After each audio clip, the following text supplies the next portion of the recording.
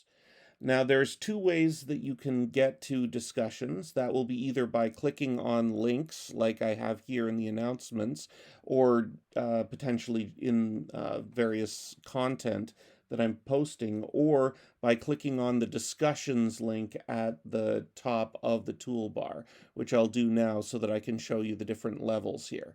Now, there are three levels here, which can get a little bit confusing. So I want to just quickly go over each. All of the discussions will be under a forum, the class lounge here being an example of a forum. The rest of them will be generally units. So I will break down the course into units. So when you're looking for a specific discussion, you can look in the unit that it's associated with. Underneath those are generally discussions, and those topics are things that you can click into, and there will be a topic that you will that potentially we will be under discussion.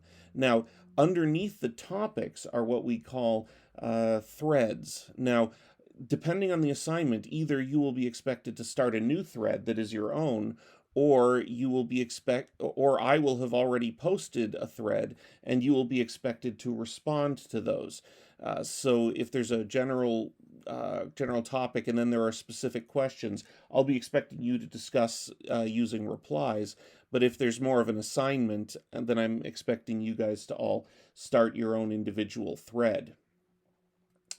It should be noted that although discussions are generally assessments, some of them I will be actually giving a mark to. That will usually be indicated by the fact that there is a little icon here that indicates that I'm actually going to put a number on this. So discussions are not optional; they're part of the overall work of the course. And also, please keep in mind that I don't just know whether you've posted or not. I can also see whether you've read other people's topics and how long you have actually spent doing so. So please take the time to read and pay attention to other people's posts within the discussions, as that can be included in my assessment of your learning skills. It is also important to keep in mind that that the proper discussion forum etiquette. Please take the time to read and respond thoughtfully to each other's posts. That's just respect to each other. Take the time to update your subject line so that it reflects the content of your post. That makes it much easier for people to find what they're looking for. If you want to go off topic from what the current thread is talking about, start a new thread so that you're not cluttering up an ongoing discussion. Don't just say me too or I agree without adding new ideas to the discussion, because that's really hollow and it doesn't really benefit anyone to see that. There is a like feature if you want to do if you just want to show each other support. Be polite and respectful and follow the school code of conduct as you would in any classroom. Because keep in mind, like, not only is this classroom like any other, but it's also being written down. So there's evidence if you happen to say something out of line. And pay attention to spelling and grammar, because this is English class, and or at the very least it is school, and you want to make sure that you are being clear and that people understand you.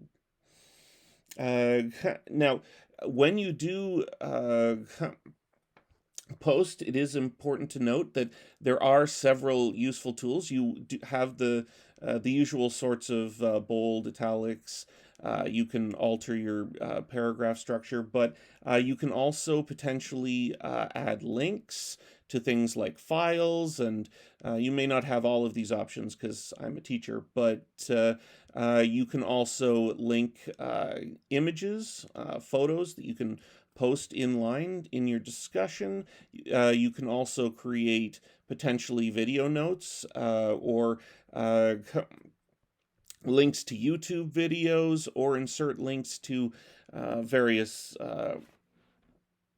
websites, even embed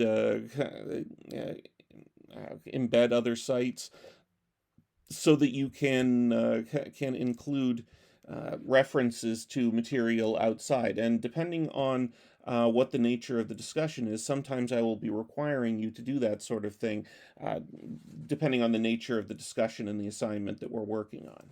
So that gives you a basic rundown of what discussion forums look like. You should also keep in mind that email will be one of the uh, standard methods that you can communicate with me directly. I encourage you to use the compose feature in the assignment, as it's the most reliable way of getting in touch with me. If most of your either myself or most of your teachers should have their names easily accessible just by typing in their name, but you may need to know like for teachers with particularly common names, you may need to know their employee number. And that's all. Next episode, I will talk about assignments.